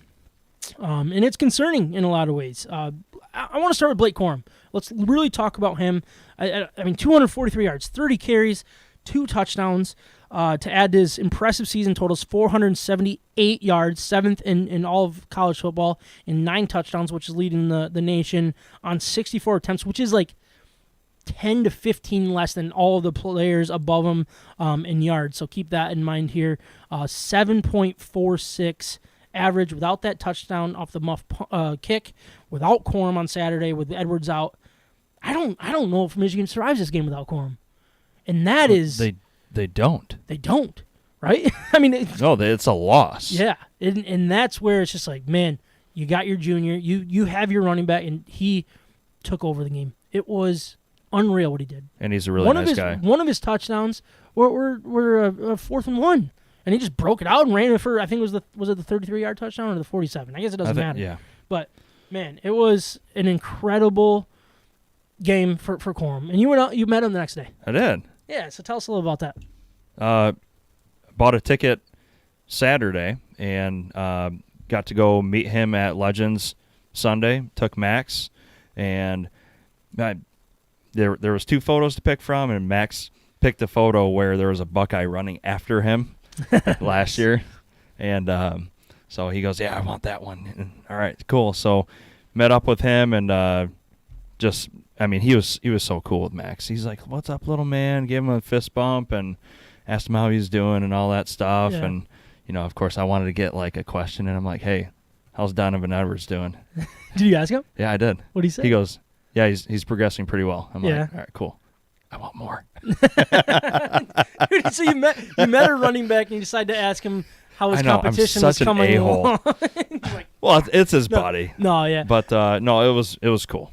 But I mean, even his post game interview that he had on the field, like, dude, such a nice guy, big smile on his face. And I don't have the exact quote, but I think it was something along the lines of, "Hey, I do this for the people that can't. I'm blessed to be in this position." I know we hear that a lot. I'm blessed to be in this position. But when he said, "I do this for the people that can't," that hit me a little differently, especially with what happened pregame with the guy that lost his leg with cancer and all that kind of stuff. It was very, very nice to see and hear. He's used a lot of his NIL money to kind of help a lot of impoverished families out during the holiday time. So seems like a good dude, and love what he did. JJ, his first test was bad or mediocre at best, in my opinion. Not just the stats, 18 and 26, 220, 2 touchdowns. But the eye test, in my opinion, was concerning. He seems to be making the wrong decisions on run-pass options. He seems to be making the wrong decision on whether he's going to keep the ball and run it himself. Something has changed. The competition is obviously higher. Tougher environment here with what we're dealing with. But he also looked very inaccurate downfield, which is scary. And he continues to put the ball on the ground. He fumbled the ball twice. They got them both back. It wasn't an issue. He also threw an interception that was this close to being an interception, but the guys ended up out of bounds. Not taking care of the football is going to be the key for this guy moving forward. Me, I was a big JJ guy. Loved it, and I'm not second-guessing the decision by any means, but I'm a little concerned. What's your guys' level of concern based on JJ? I think if we see more of the same thing this coming week, I will have actual concern. Yeah. What I saw on when he escaped the pocket, ran around like a wild man, and then ran upfield along the sideline, and I thought the second when he was going to step out right at the first down marker, and then he decided to cut inside back into the field like a couple yards and took a lick. I'm like, that was the wrong decision. That could have ended up really poorly. Very bad. You could have been in the locker room. You could have been in the tent. Yep. Like, you know better. Take that step out of bounds, and if you're a few inches short, we'll take care of that. The decision making is becoming a massive concern. Oh, yeah. In my opinion. John, what's your perspective on what we're seeing? Yeah, I mean he looks young. He looks like he hasn't gotten enough reps yet. I hope that it's not one of those things where they just like opened it up for him and said, "Hey, try to do something different and do something with it. Make plays happen when maybe, like you said, with the run pass option, if they're trying to get different looks, if they're trying to, I don't know, are they trying to build their film for these teams that they got coming up? Hopefully they're not looking past Maryland and looking at Iowa. I'm kind of scared of that game to begin with, but I agree with Micah. If he's making the same decisions in the first half of that Iowa game and that game's within one possession, I wouldn't be surprised if Cade gets the knock. Well, I mean, he's hurt. He's hurt. He's hurt. That's the scary thing. JJ has got to start. He's got to start, and he's got to win. Cade out for the season? Multiple weeks. It sounds like he'll be back maybe like Michigan State or probably just after the bye. Yeah, so Michigan State. Probably. Right? Yeah. Okay. Little news to me, I guess. Yeah.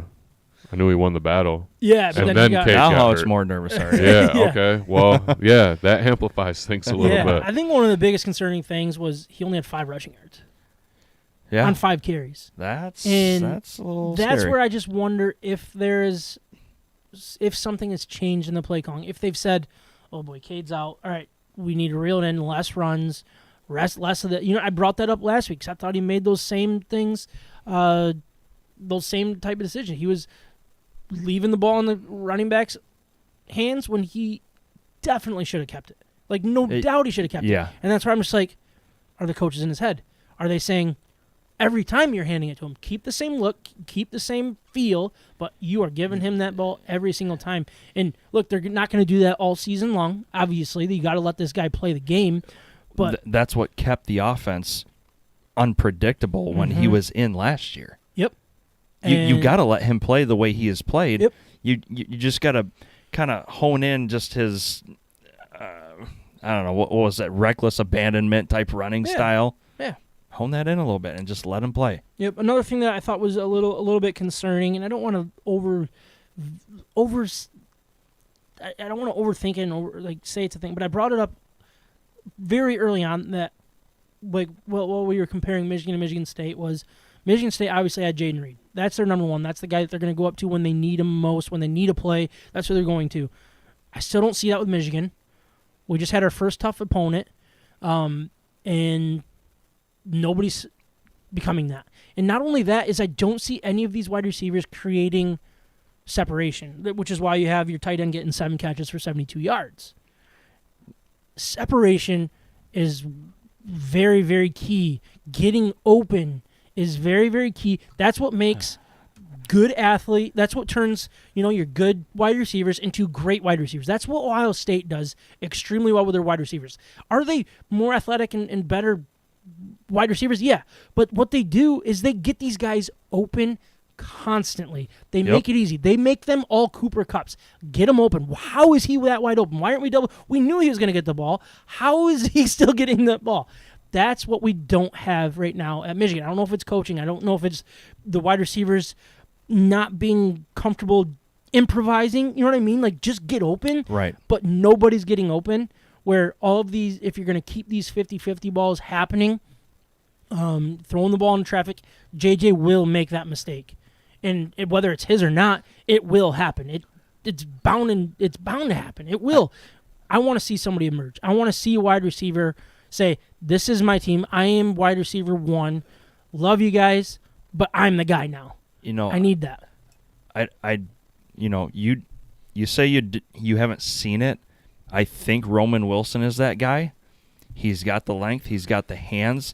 But has he been just, yep, I know Roman's going to be there, da-da-da-da-da. Definitely a big play No. guy. I mean, the last game, no. Roman really wasn't there. Where was A.J. Henning? I didn't even think he dressed, to be completely honest with you. I remember seeing one play that he was in, I think. Because, I don't know, was it maybe third quarter? I'm like, oh, he is playing. Yeah, you did say that. Yeah. Where has he been? Where is 1 or 2 jet sweeps been with either of those guys? So you brought up Roman Wilson, you think has the ability to be that wide receiver 1. Do you think what we're dealing with these wide receivers is everyone thinks it needs to be Ronnie Bell? That he's getting the number 1 routes, the number 1 opportunities, while you have a guy like Roman Wilson who's like, no, I should be the one, where if we swapped him and make Ronnie Bell the secondary guy, maybe that would benefit him more, and maybe Roman Wilson would benefit being the number 1 guy. Do you think that's a possibility? That it's just they're taking a back seat to the veteran of Ronnie Bell? You saying everyone as in the coaching staff? I'm saying the coaching staff and the wide receivers in the room. Where, you have the big playability with Roman Wilson. I think there's no question about that. When we're going way downfield, we're setting him up for success. But, the short routes, the going up the middle, who's doing that? Nobody.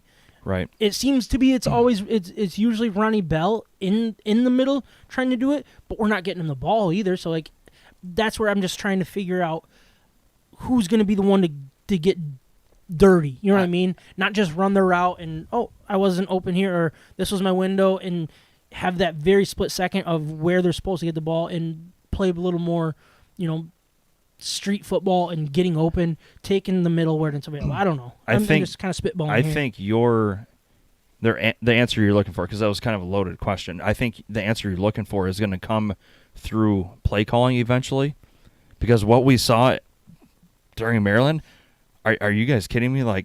Please tell me you saw the same thing. The most inconsistent play calling I have seen all year easily. It was bizarre what was going on. It seemed odd. You had the end around with Ronnie Bell that looked like he was going to throw, and it was that set them back.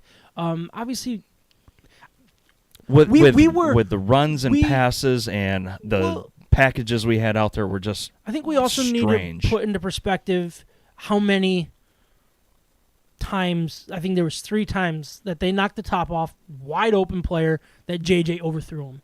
And I think that if you connect on 2 of those, it's a completely different football game. And I think I agree. The play was there, and he was just missing them. I don't know. So I don't want to.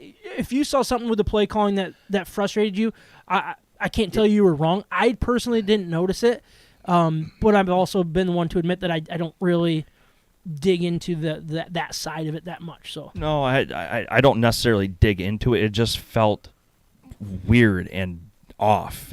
I don't know. The play calling was just goofy. So that's all I got. What do you got, John? Oh, I was forced to watch most of it on Gamecast on my phone. Really? I was in a golf outing on Saturday, so that's right. hard to catch that. Have you ever looked at like Big Ten in 60, so you can watch the whole game in 60 minutes? I couldn't do that. Well, I mean, afterwards. Yeah, so after it's like after the after the quick. fact. Oh, I love yeah. that. I mean, Is there like a half dozen commercials, maybe? Yeah, I And- think they do one per quarter or something like that. Maybe, I don't know. okay. It's pretty sweet. I'll look into it. I took a nap after golf. I was tired. It's hard winning money. you Yeah, know. sleeping with a trophy and stuff, right? So there was a defensive side that we got to talk about. Obviously, I think that was enough of the offensive side. But we went into this game knowing that Maryland's offense would be Michigan's first test defensively. And the numbers do not look that bad by any means, in my opinion. But the eye test was concerning. Thank you. They did record Perfect. 3 sacks. But outside of those 3, it didn't feel like they were making it tough on Tagovailoa, which is a concern. They weren't getting that pressure. They weren't making it difficult. Right. And I talked about that with Minnesota against Michigan State. Minnesota made it look very, very easy. When it was going right for Maryland, it looked easy. And that's where I'm concerned because we're not getting the pressure. We know what we lost with the ends. Who's going to emerge to be that game wrecker? That's what I'm not seeing yet. Keep in mind what type of QB and offense they're running, though, with Tagovailoa, sorry. Yeah. It was almost RPO every other play or every play. So they had to contain the running back and the QB at the same time and keep those wide receivers on the edges there. But don't you think what Maryland runs is a poor man's Ohio State offense? Or is it a little more run-heavy than Ohio State with the quarterback? Because it seems very similar to me. It seems very J.T. Barrett, Ohio State. Okay, a little different than with Okay, Stroud. so I think it's different than Stroud. I think it's different than who did we have recently in the past? Fields. Yep. So, well, I guess Fields is more run PO. Maybe he's more pass first a little bit. But I Haskins. Haskins. Yeah, when there they you were go. Sorry. running the ball Thank heavy you. with like J.K. Dobbins and those guys. Yeah. So I think there was, a sense of not letting too much happen through the middle of the field with the run game, whether it was Tagovailoa or was it Hemby, and then also still keeping, your DBs in check with their wideouts, because if they get behind you, and I mean Tagovailoa, he still has got an arm. Yeah, He'll put it downfield, and so that was it was a really good test for the defense, and it like you said, the eye test. It was, when we were watching the game, I'm like, oh, man, defense is making me feel a little uneasy, and then when you look at the numbers, you go, yeah, maybe it wasn't that bad. Yeah, I mean, so but I don't know. So the quarterback, I'm not going to try to say his name. He was only 20 of 30 for 207 yards, 1 touchdown, 2 interceptions. Roman Hemby, I think, was my biggest concern heading into this game. They held him for 48 yards on 16 carries. So it's not like they were putting up these crazy numbers, but like when it mattered most, it seemed like they were getting first downs after first down after first down. Yep. Without the turnovers, you had I think two interceptions, 1 fumble. Man, like this is the way a Big Ten game should be. This close, you have these what ifs and all of that. I get that, but man, like I didn't expect it, and the red flags that I think we've wondered if Michigan has in their poor start to their poor man's three terrible teams type thing. Like for this being our first taste of a test, and in my opinion, not the biggest test. Yeah, I'm a little unnerved right now. So on when you start looking at, Michigan State's offense can change things and could get productive against his defense. Penn State scares the living crap out of me right now with the way they're playing. yeah, And obviously Ohio State. Now, do I think we're going to lose all 3 of those games because of it? No, I don't. And I think we need to put into perspective of what we expect Michigan to be. I don't expect going back to the playoffs. I expect to lose to Ohio State. I expected to lose 2 games for the most part. That's kind of our prediction. that's all still there. Like I'm not like it's not all hitting the fan. You know what I mean? But we need to start seeing somebody on the defensive side become a game wrecker, because that's what I think we had last year that turned those 50-50 games into wins. If we play the way we did against Maryland, against Penn State or Ohio State, I don't think we have a shot. Now we need to figure that out. We have time, which is great. I'm not trying to overreact. I just think there are more red flags now based on this being our first test and it not going well. Oh yeah, in my opinion. So I want to bring up my biggest concern. If you have one, then great. If you don't, then fine. But the fourth down efficiency for our defense, so they went for 3 for 3. So it's a mild concern that Maryland was able to go 100% on fourth down. Mm-hmm. Now, if I see that consistently through the rest of the season, you know what's going to happen during Ohio State? They will never, ever, ever punt the ball. Yep. And they will go, 9 of 10 or however you want to go for your conversion chart there. But that could be a major concern for me personally. Yeah, I mean, Maryland's defense did not scare me heading into this game, and I thought they did a pretty darn good job outside of what Corum did with 240 whatever rushing yards. Yeah, and that is a big concern for me. But defensively, like that as well is just I'm not feeling too good about what we saw last week, and we survived it.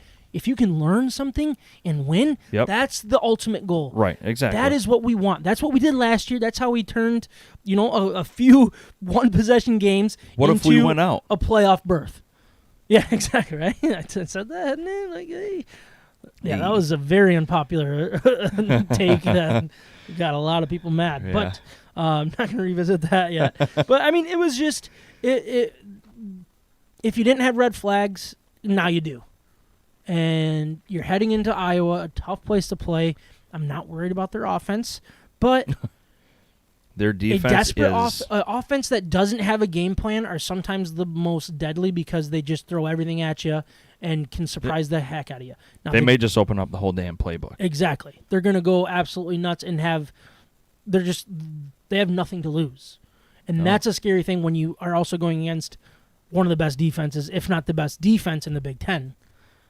I know Minnesota technically is the best defense in college football, but I think what Iowa does is they change the game. They're game-changing defense, not just good defense. You know what I mean? Where they're going to bring it back, like get a pick six, get a fumble six. And based on what we saw with JJ, man, this is a big, big test for him.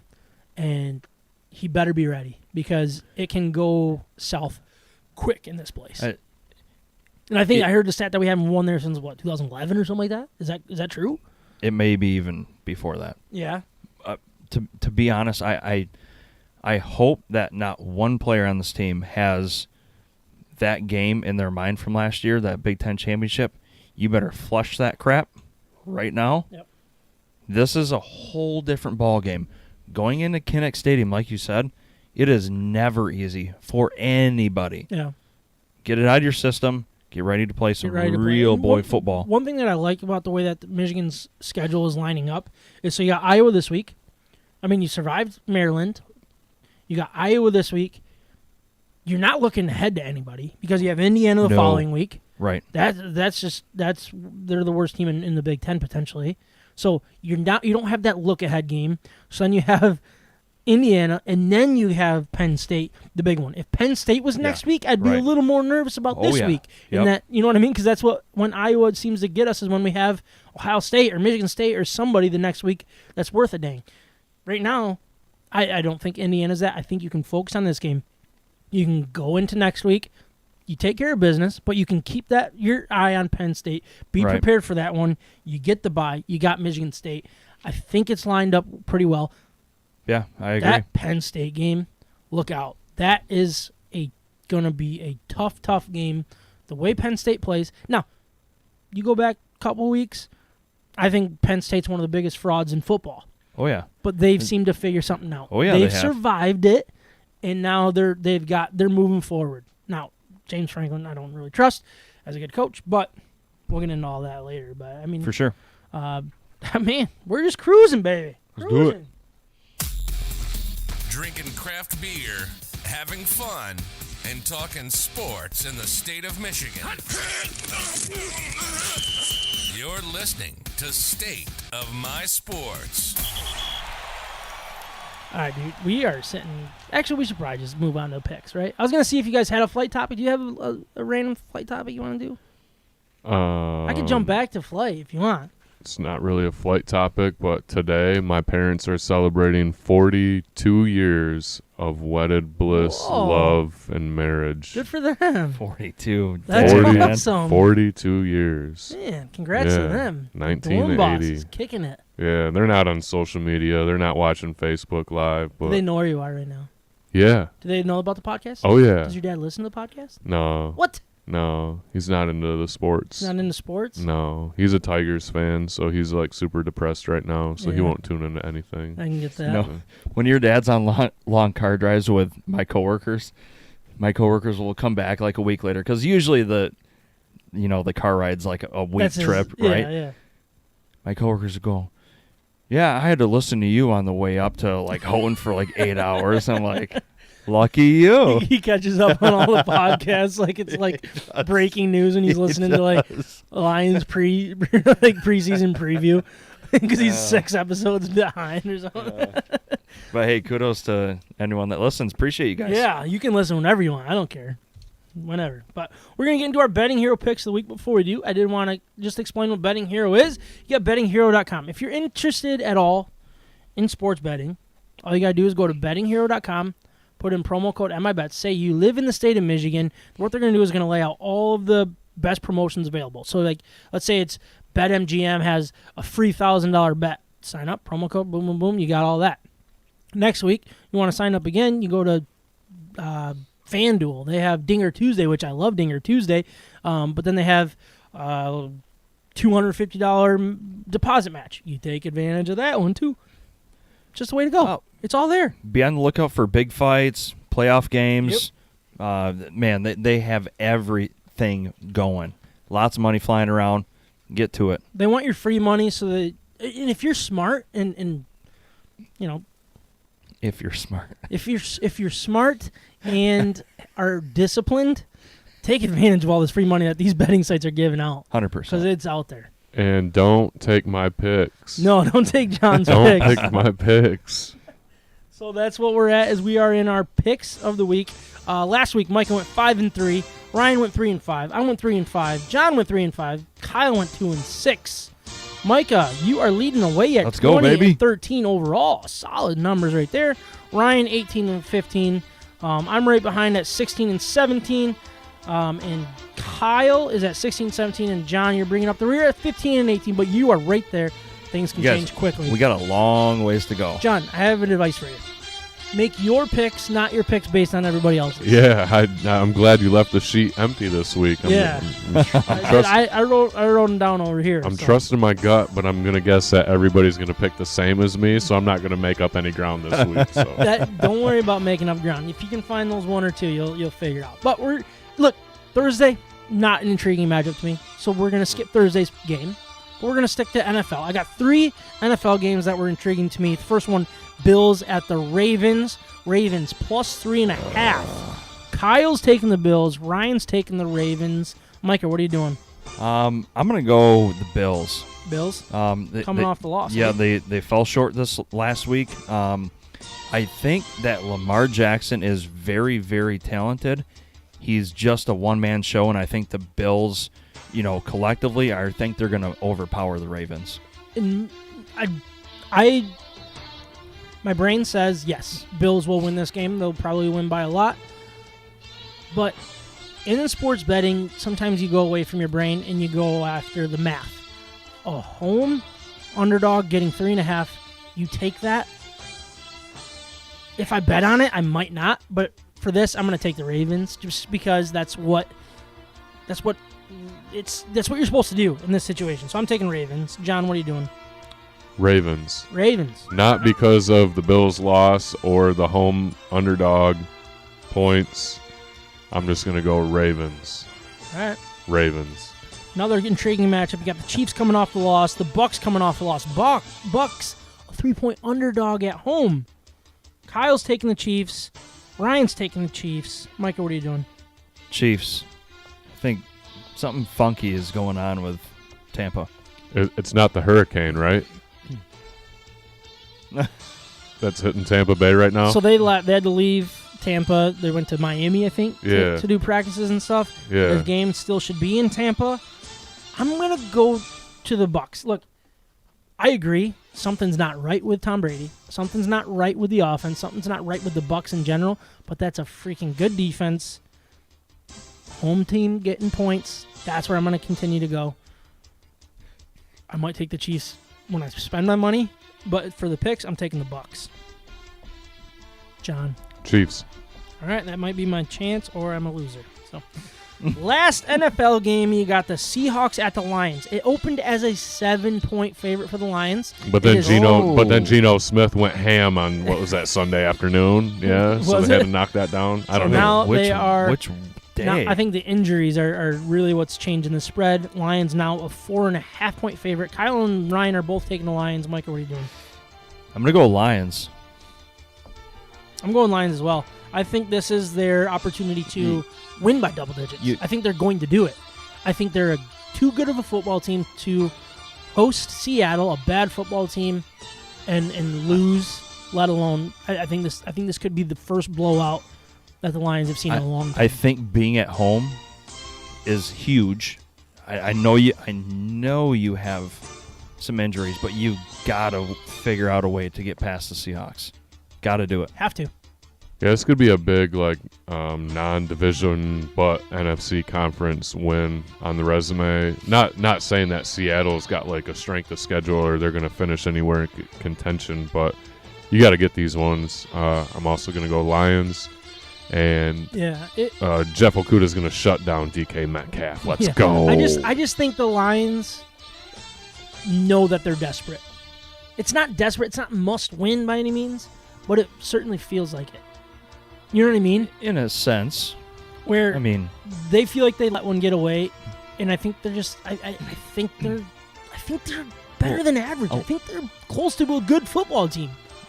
So I think the Vikings are a better team than what I was anticipating, and the Lions were right there. Better than them. I watched the last 3 minutes, and I turned it off at when you guys gave the ball away, and I'm like, game over. I expect you guys to beat the Seahawks. It reminds me a lot of the game against the Commanders, where should we bet the Lions to win by a lot? No, they were actually the underdogs once the game finally started. But knowing what we know, knowing the way that this team's coached, I expect them to win by a lot. And I should never expect the Lions to win by a lot because I'm just win though. Oops. My bad. That's my pick. Just win. Right? Just win, baby. I love that saying. That's what I said to Trav 99 times in that Michigan game. Moving to college, obviously, here we are. John, can you bump that down? Does that seem loud to you guys, or is that just me?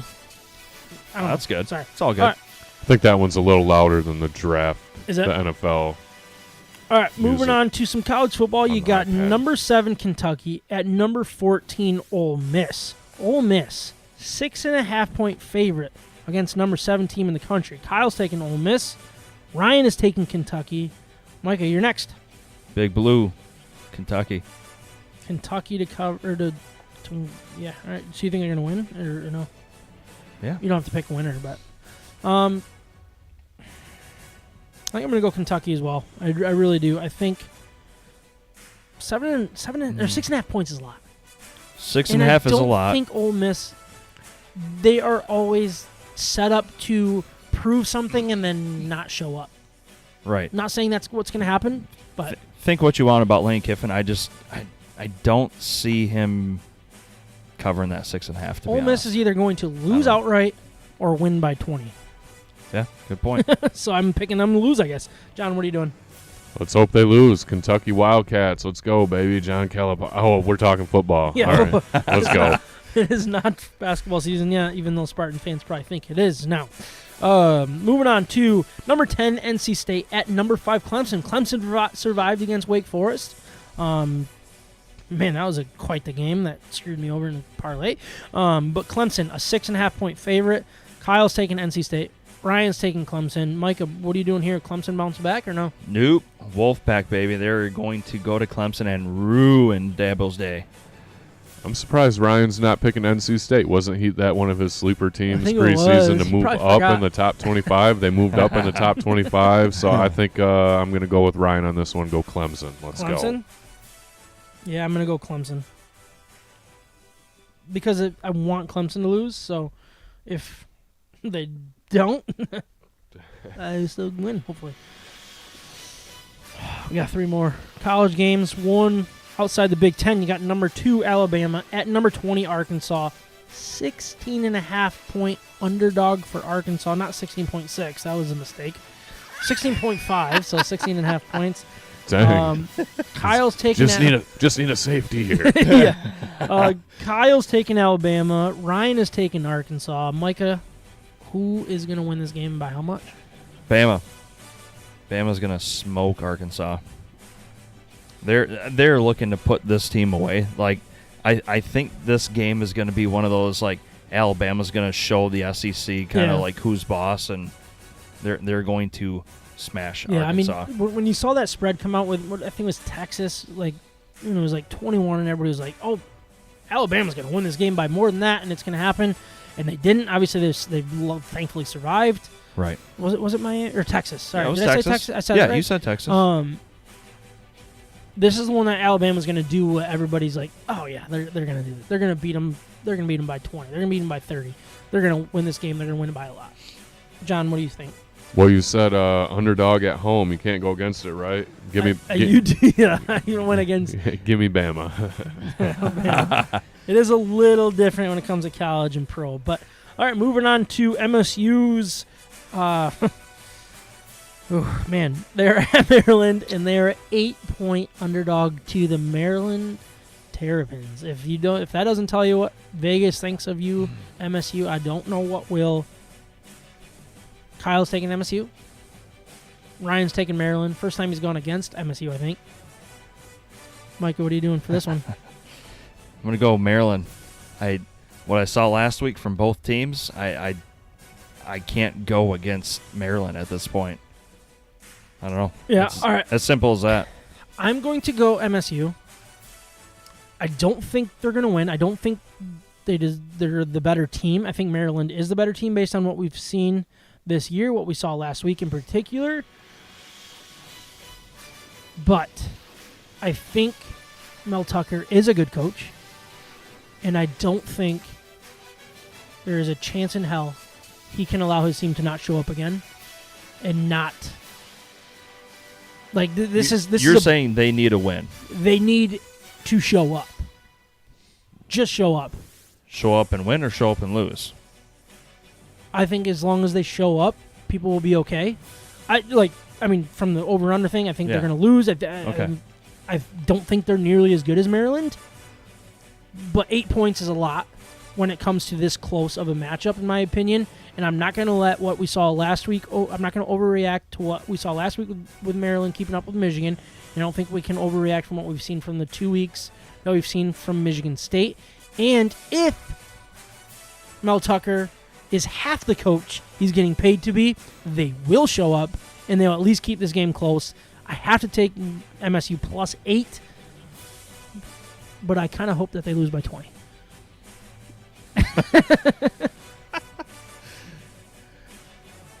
Jahani. Give me the Terps.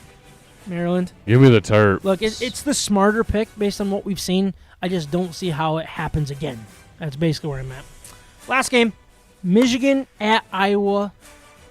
Iowa, underdog. 10.5 points. At home. This is a rough At pick. home. Kinnick Stadium. Tough place to play. Man, I don't know. Kyle and Ryan both took Michigan. Micah, what are you doing here? I'm going to do Michigan as well. Yep, it's the slappy pick. I get it, but I think the defense of Michigan takes care of Iowa's quite inept offense from what we've seen, and I think Michigan's offense gets away with just enough to cover that. Yeah, 10.5 points is too many. I think that's the only fair way to say it. It is too many. It's disrespectful for what Kinnick Stadium is, but I'm still going to take Michigan to cover that because Michigan's defense is good enough to hold them to 3 scores, and I think Michigan's offense is good enough to score 35, even against a good Iowa team. I don't see how Iowa scores enough to keep it within 10.5 points. And it might be a garbage touchdown one way or the other that decides this game, who's willing to play till the very end type thing. But I'm going to bet on Michigan because of what we saw last year in that Big Ten championship. Michigan's offense is better than it was last year. I think they have the recipe to beat an Iowa defense no matter how good it is. Yeah, and I don't think Iowa as a team is better than their team last year, though. I'm not sure they can score. I'm not sure they can score against Michigan's defense, even without the game changers that game wreckers. John, are we right or wrong? You're looking at this as an underdog. 10.5 is a lot. Like, I get what you're thinking here. I scribbled my answer out halfway through writing it, then finished writing it, and then I scribbled the second half out, and then I just rewrote my answer. Johnny wants a dub on us. I know, but Sam told me not to do that this week. Go with your gut. I'm going to take Blake Corum to cover that 10.5 points by himself. Yeah. What? And Michigan is my pick. I think it's possible. That is, Holy he's a crap. massive difference. He's the equalizer. He's what will turn this really good Iowa defense into mediocre. They did it in the Big Ten championship. They ran all over them. Yeah, it was the big plays too early on. But man, that's what I expect to see happen. Gary just loves your explanation there. that's good. So, those are our picks of the week. If it's craft beer in Michigan sports, we may not be the authority, but we love both like a fat kid loves cake. Hot, hot! This is State of My Sports. Getting into our beer grades. So we're drinking Fetch Brewing Company, which is in Whitehall, Michigan. I gave out the address earlier. Their fall hours, 2 to 9 Monday, Tuesday, and Wednesday, 2 to 10 on Thursday, 12 to 11 on Friday and Saturday, and 12 to 9 on Sunday. If you're in the Whitehall area, drop by because this beer is very good, and I would assume underrated because I haven't had any of it. I don't know if they distribute. I don't think they have any cans like that, like Siciliano's or those local places. So you got to get the crowlers. You got to seek them out, which is, I think, a little bit more difficult for these breweries, but totally worth it, in my opinion. Very, very good beers. Remind everybody what we're drinking tonight, my guy. Swagger, that is their double IPA at their 7.8% alcohol and over 100 IBUs in that. That's why I wanted to start with the Jinkies. That was a little easier Lighter. to drink, right? right? I think that's what we're supposed to do, right? Right. I think that's what Eric taught us. Right. But we ended on the Swagger just now, and yeah, it makes me feel like I got swagger at Definitely has more bite to 10 it. o'clock at night. Yeah. I'm going to have some swagger tomorrow morning at work. I'll tell you that right now. So what'd you guys think of these beers? All in all. I thought both of them were great for what they are. The lighter beer tasted a little bit better to me. I think it had a little more juice behind it, which I really enjoyed. But I do love the percentage of this one because I needed that as well. Oh yeah. I think it was just one of those weeks for all of us. But we need to find these guys a taproom space down here in GR, right? Yeah, I would love that. And Jarrett commented, stop trying to make Fetch work. That's from Mean Girls. Yeah. We are trying to make Fetch work, and we hope that we can help make Fetch work. That's our job here, right? Yeah. So let's start with what we drink first. You guys good with that? Jinkies. It was their lighter one. They're New England / hazy at 6%. I wrote down my score right away. Okay. Because I wanted like the true opinion in the moment. Yeah, maybe I'm having a rough start to the week. Maybe I'm just a little on edge and needed this beer that much. Why don't you hold your grade for the end here? You guys gonna go first? Yeah, I want you to hold your grade. Okay. Because I don't want to try and compete with your grade. All right. I wrote my grades down after the second sip of both. I don't like to go swagger. I don't like to go through right off the bat like Sam. I like to get that second opinion. Well, I think it was more than my first sip. For the record. I was like almost halfway done with my beer before we're done introducing it. He downed the whole thing, one swaller. Jinkies, the hazy, 8.3. That's a good score. It might really be a little bit higher than that. Really? After drinking the swagger. But 8.3. All right. That's what I wrote down. Michael, what were you? Jinkies, I'm going 7.9. Okay. Am I allowed to give my score yet, Micah? Absolutely. Just go. He thinks he's in control here. No. 8.4. Oh. Yeah, that's a high score for Sam. It is. Holy moly. That's a good beer. I want to try it again. I might have to run out there and maybe drink one during the Michigan game on Saturday because... Yeah, that's a good one. I don't know. Environment makes a difference, and this environment needed a good beer. That was very good beer. Moving on to our 7.8% swagger. Am I allowed to give my grade right away, or is this another one of those Micah rules thing? No, you can go. All right, I'm going to go ahead, Sam. All right, I very good beer. 7.6.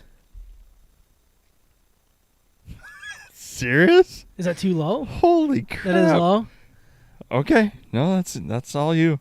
I don't need to compete with that. I don't know. I just needed the lighter side. I think that's what I needed The today. lighter side of things. The crispier beer. Rice Krispie treat beer, they should have one of those. I had swagger at it, an 8.5. I freaking love that beer. That's a great beer. Oh yeah. Maybe I'm wrong. I bet you I'm wrong. I just love that it's a double, and it easy to drink though too. So easy to drink. It's way easier than a lot of doubles we've tried in the past, and we've tried a ton of beer on this show. And at least that is so easy to drink. It's 7.8. It's not like a 9 or a 10 where you're like, oh boy, I really feel it like an hour later. Like Double Hutch. State of my PA. That's a darn good beer. 8.5. It is a good beer. All day. John, you somewhere in the middle here or what? I am.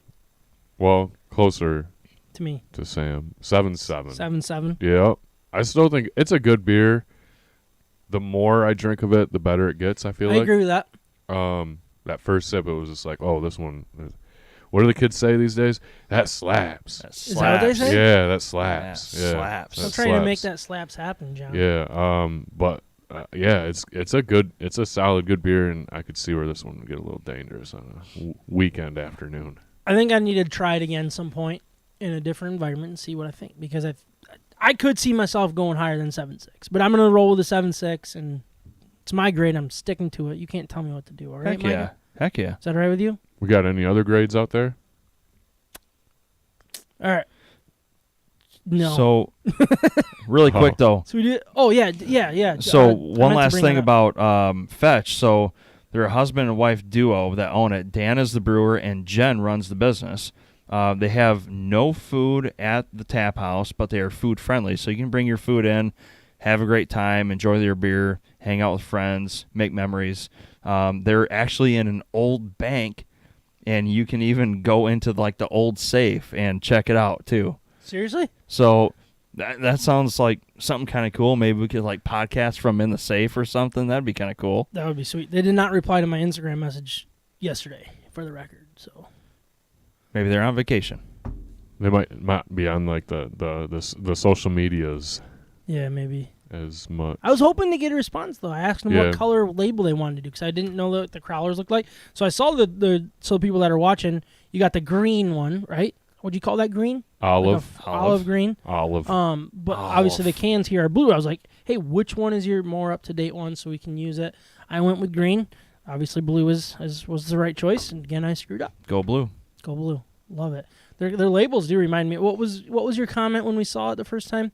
It reminded you of Lost Art and Ludington. Ludington, and I said it reminded me of Lost Art and like it come in Austin Brothers. Austin Brothers, yeah. So, yeah, I mean, great labels. Great labels. Hopefully, we can come out there. I do want to go out there and record in the safe. That's what I want to do. That'd be cool, right? Yeah. Jarrett's got a grade. Oh, what is Jarrett drinking? 8.3. Do you guys remember what he was drinking? Oh, tequila and Coke. Wait, tequila and Coke? Wait, what? Is that a thing? No. If he's all right, he said if you've never tried it, do it. His mom introduced it to me, and I like it. Bringing in the hurricane with the hard stuff. Woof. Man, tequila and Coke. He's sitting on the back screen porch watching the storms roll in while watching us. Shout out for watching us, man. Thank you, Jarrett. Down in Tampa, is that Coca-Cola or like are we talking a different type of Coke? Well, like booger sugar? Coke, that makes more sense. I guess the closer you get to Miami, the probability of that goes up. But isn't he in Orlando now, right? I think he's in Orlando now. Yeah, he's not in Tampa. Well, hopefully all is well, Jarrett. I don't know. Is that storm heading your way? Man, yeah. I mean, so it sounds like it's gonna hit Tampa, and then go kind of straight north, right? Yeah. Well, it sounds like it might kind of cut across into the other side and then maybe hit like Carolinas, maybe. Wow. Oof. Could be interesting. Ian, he said lines of Coke. Yeah, not Coke. Oh. Sorry, our bad. So he does like. Wow. So, all right, yeah, that makes sense. So Carrie did say she had a grade. Oh, there it is, right there. She said it's a good cider, not too sweet, so I like it, which is at 8.1. We should do a cider episode here soon. We should go to like Dunnaback's and do some cider or something. There's a lot of Michigan ciders we can do. There are. I don't know why we never do them. 'Tis the time of year, baby. It is. It is the time of year. It is also the time of the show that I hit the outro. Let's go. And I thank you guys. Good luck, Jarrett. Batten down the hatches. Yeah. And peace be with you. If you need help, I'm sure you still got that Tampa Bay flag you can wave around, right? You've been listening Talk to you next week, if not sooner. My Sports. Peace. From the Red Wings to the Lions to the Tigers to the Pistons to Michigan and Michigan State and everything in between, we're talking about it. And don't forget the beer. We hope you enjoyed the show. Make sure to like, rate, and review. In the meantime, hook up with us on Instagram, Facebook, Twitter, YouTube, and Twitch at State of My Sports with an MI. We'll see you next time.